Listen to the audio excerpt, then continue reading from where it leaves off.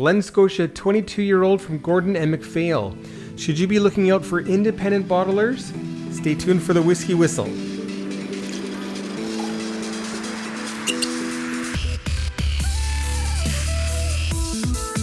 Greetings, my whiskey people. Mark here for Whisky Whistle on YouTube, sharing a little whiskey awesomeness from South Korea, bringing you a Glen Scotia, an independent Glen Scotia, a cask strength independent Glen Scotia, a American refill hogshead cask strength Glen Scotia from the independent bottler known as Gordon and MacPhail. And you can see it's a 2000 vintage, bottled in 2022. It's, 56.9% ABV. It's unchill filtered, which it says on the back of the bottle. It doesn't say anything about whether or not it's natural in color, but I believe that it is. And this is a bottling for the 30th anniversary of Kensington Wine Market, which was last year, I believe. Congratulations yet again. And nice choice with this one, Andrew. And anyway, so this is from the Gordon MacPhail Cask Strength Connoisseur's Choice. Connoisseur's Choice was, I believe, the pioneer, the first brand of independent bottle series from any independent bottler, which started out in 1965. So that's pretty cool. So let's get that poured first of all. And don't forget, you might want to invert your bottle a little bit just to make sure that you're not going to smash or crack that cork. Turn it gently, don't pull on it. And then there we go. Okay, let's get it poured into my Whisky Whistle Glencairn. That should be plenty. That's right about 30 milliliters. Price-wise, by the way, this was $265 Canadian. Fantastic value considering it's cask strength and 22 years old. And from a, let's call it a hot distillery. Not the hottest, but boy, Glen Scotia is getting more and more popular, isn't it? Here in Korea, you do have some of these available. They tend to be pricey. However, when you compare dollars to dollars, even still, the indie bottlings are a better deal than the official bottlings of whiskey. So please keep that in mind. They're not very popular here, and I think there's a few reasons for that. I think that because of the group culture here in Korea, people want to belong to a group. And, you know, if you get a bottle of Macallan 18, it's like you're part of a club kind of thing. And I think that it takes a while until people get over that. People are kind of focused on that also in all other countries until they realize that, you know, my dollars need to fit my budget and I need to buy accordingly. And you can stretch your money a lot with indie bottlings. But let's have a look at the color first of all. It's got a beautiful lemony golden hue, something like 18 karat gold. I'm pretty sure that's all natural. By the way, for a refill hogshead, don't forget a hogshead is a barrel, a standard barrel that has had extra staves added to make it bigger. So 250 liters as opposed to 200 or 225 or whatever the actual size of the barrel is. So a little bit bigger. According to my palate, these are all bourbon staves, but you never know. There could be, you know, a sherry stave that snuck its way in there, but it wouldn't have had much of an effect if most of it is bourbon. Okay, so that's the color. Let's check out the legs together. And there's a few things that I want to talk about today in addition to reviewing this whiskey. I want to talk about Glen Scotia as something that you need to try if you haven't yet, first of all. Secondly, about indie bottlings and the relative value. Another thing I want to talk about is what? I forgot. It'll come to me. Okay, so the legs. Oh yeah, the prices. So we'll talk about prices and indie bottlings and so on and so forth. Okay, what do we see for legs here? Okay, so first legs went down, second legs just beginning to start, and they're really hanging on to the lip there. So I'm expecting we'll have a nice mouthfeel with this. And let's see if that's the case. And wow, you can see the condensation going on from that, which is kind of interesting. We're going to check out the nose, the palate, and the finish. The smells, the taste, the aftertastes. Neat with no water and then with water added. And if you've got some Glen Scotia, grab some. I'll wait for you. Did you get any? Great. Okay, grab your Glen Scotia, pour yourself some. I would recommend the double cask for something on the lower end, or you can go for the Victoriana, which is roughly about the same strength as this. Okay, so on the nose, let's see what we get here. Beautiful vanilla, big lemon, leather, oak, polished oak, furniture polished oak. There is also some graham cracker crumbs in there.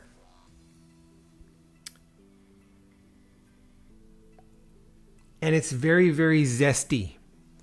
And I love the smell of lemon and vanilla combined, and this really does it very nicely. And you've also got the so-called Campbellton funk, which is salinity, saltiness, marine kind of a smell, sea spray smell.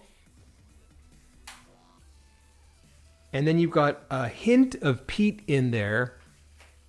And I always end up talking about peat, but it's peated. The peat heads will say, oh, it's not peated. It's peated. And if you're coming at it from zero, then this is going to be, let's say, around level 5 for peated out of 100. Maybe even a little bit more. Maybe even more like a 7 or an 8. I'm getting some salty, caramelly fudge. That lemon polish, the leather. And it truly does smell like a 20-plus-year-old whiskey, which is ideal, obviously. Very nice. Beautiful nose, something that you'll want to smell over and over again. And I think this is also a very good choice for the summer with its lemony, zesty, very fruit-forward, crisp flavors and smells. Okay, on to the palate. Cheers, folks.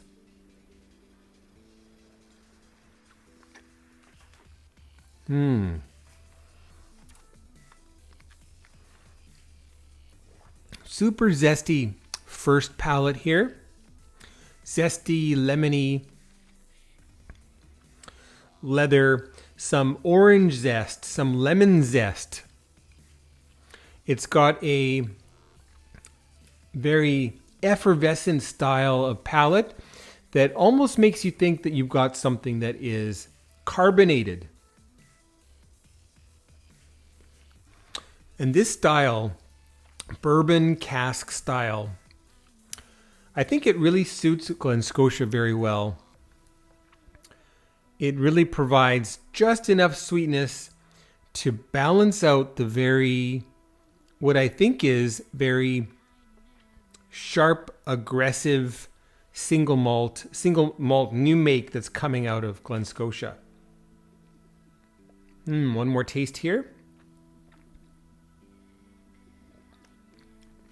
Crisp, zingy, lemony. The peat is really in the background on the palate, as is the saltiness, the salinity. But let's add some water to this. Finish-wise, it's waxy, kind of like Kleinlich. It's lemony, vanilla, zesty, oaky, furniture, oak furniture. Not that you lick oak furniture, but you know, I probably would. Okay, let's add 5 drops. 1, 2, 3, 4, 5. 5 drops. Not very much, but we just want to loosen up some things. We want to provide a little bit of extra water to lower the alcohol. That's one thing. And also to help get some of the water-soluble, what can I call, compounds to kind of get broken up a little bit. And when you add more water, you get more graham crumbs. It really lessens the zesty lemon. Much more cake-like, much more like lemon bar. Lemon bar. I'm getting lemon bar now with the cookie crumble bottom, the lemon vanilla kind of pudding in the middle, and some delicious salty, a little kind of a salty whipping cream on top. And maybe even something nutty. Cashew, pistachio. One of those more kind of meaty type of nuts. Well, this is really fantastic. I think I want to try adding just a few more drops. So we're only at 1/3 of a milliliter. Let's go up to 2/3. 1, 2, 3, 4, 5. Okay, 5 drops more, 10 drops, 2/3 of a milliliter, and very marginal nudge to the ABV, but it's going to help get some of those notes to jump out of the meniscus. Okay. Give that a minute to settle down. While that's doing its thing, let's check out the one that I've had here. This has been capped with my Aquavitae challenge coin for about an hour and some. Let's see what's going on here. So this one that's been sitting for a while, it's really showcasing the age more, the leather, liniment, furniture polish, polished furniture, that's better. Less on the vanilla and less on the lemon. Wow, really? Yeah, really. This smells even older than 22 years old. Okay, how about the palate with all this time in the glass? It tones down the zestiness. Otherwise, you're getting the same delicious flavors, but just not quite as zesty, which I think is almost more approachable, but you're missing that zing a little bit. Let me get some water.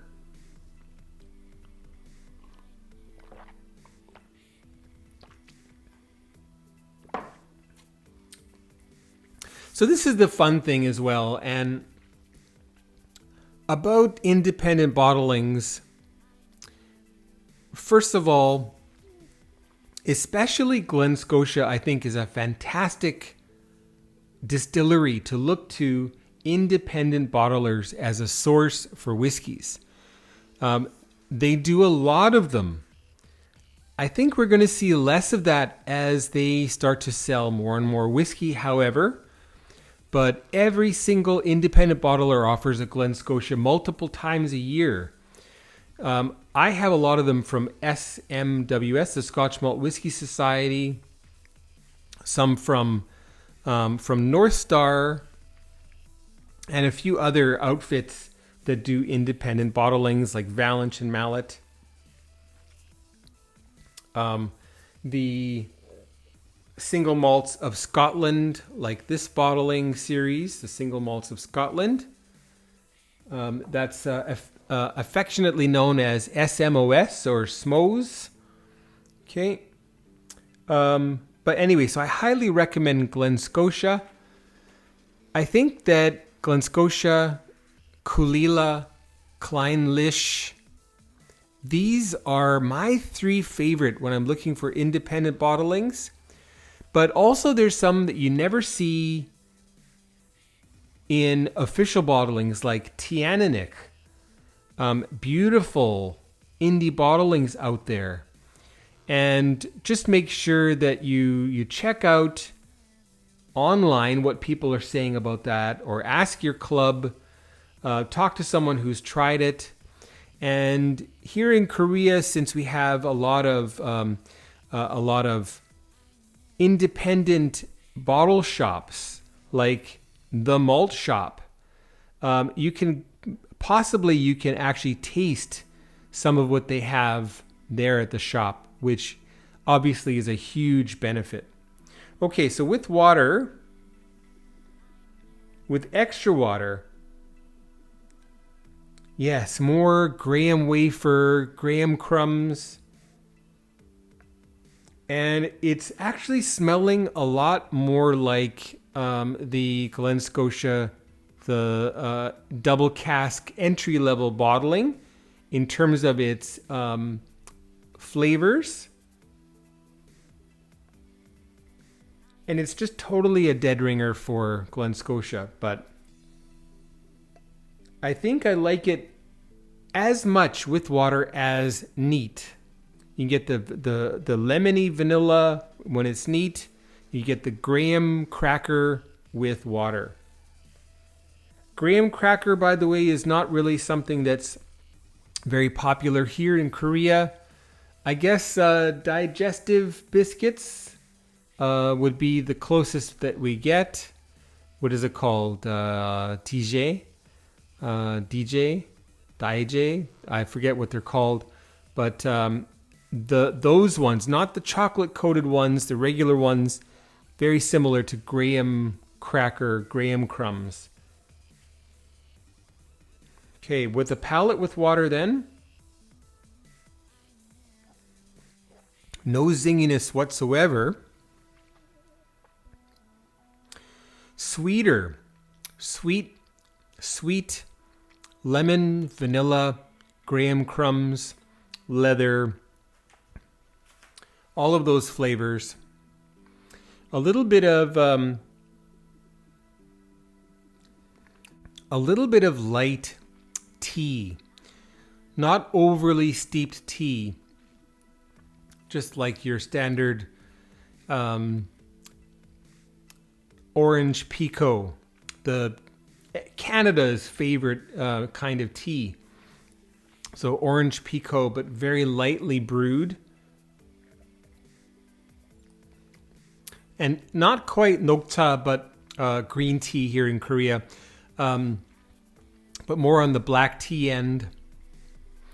And the finish especially very black tea-like, astringent, tannic. Again, the grahams, a bit of the leather. And the finish is carrying a good long while. Not overly long, but pretty darn long. Whew. Very, very substantial. Let's add some water over here as well. I've got a lot of drinking to do later. I've got to try to finish all of this. This is looking like it's almost 2.5 or 3 ounces. 1, 2, 3, 4, 5, 6. That's about 20 drops an ounce, not an ounce, a milliliter and a half.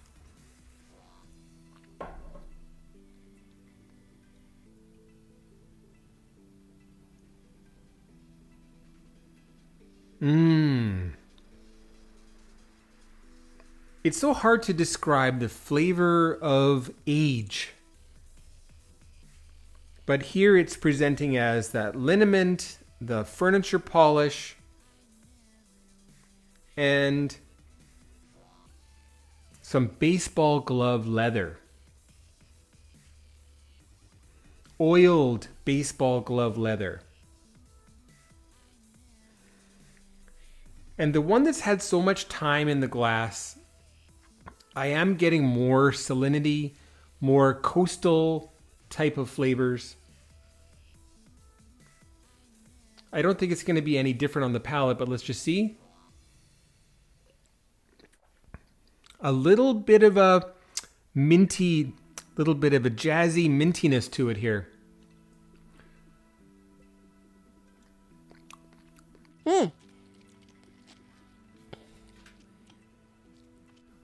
Oh, this is just really superb.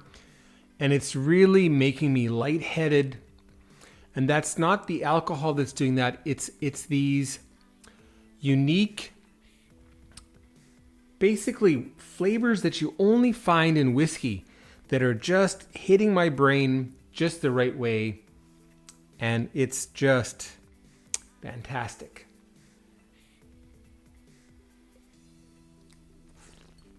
Tropical waxiness coming through. Something kind of like toasted coconut on that digestive or that graham cracker biscuit, maybe mixed in with that lemon bar. Delicious. On to the Whisky Whistle whiskey score for Glen Scotia, 22-year-old from Gordon and MacPhail for Kensington Wine Market. What is that going to be, folks? It's going to be 93 out of 100.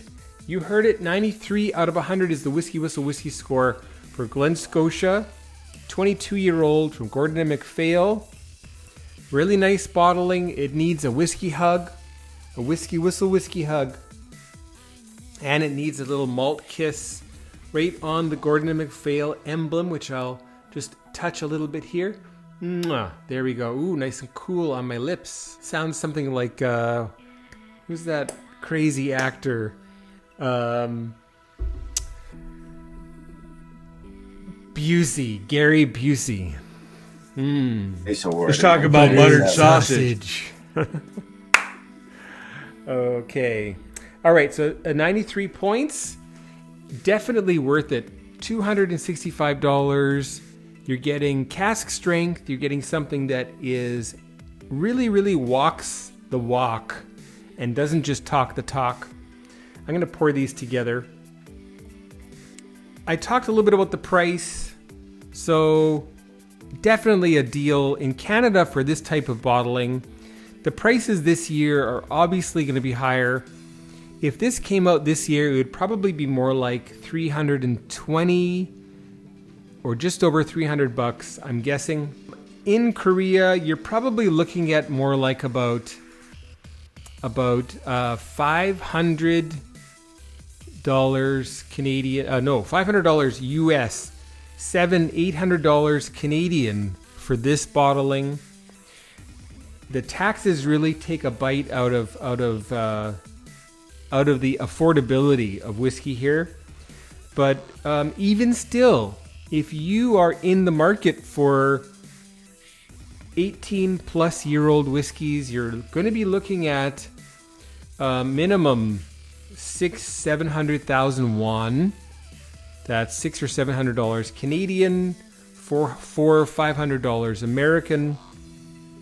So I'm not going to buy it, but I know that there are people that will.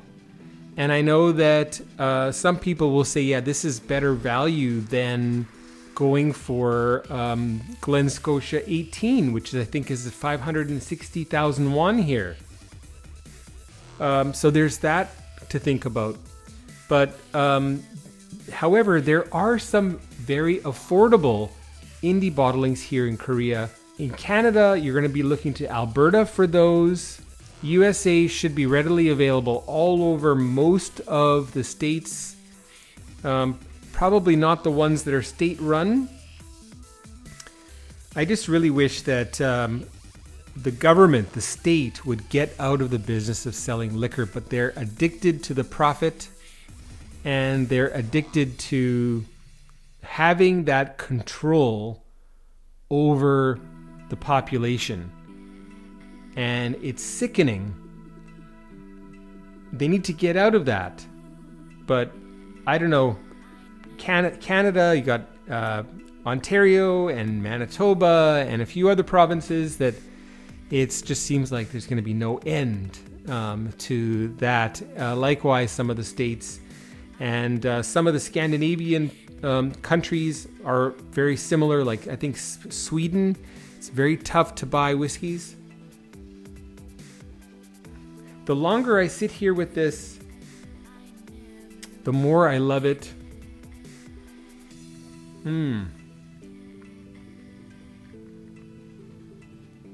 Beautiful, delicious old whiskey. Anyway, I hope you enjoyed that. Thanks very much for watching. I'll see you for the next one. Take care, folks. Again, this is Mark. You're watching Whisky Whistle. Don't forget to subscribe. Bye-bye now.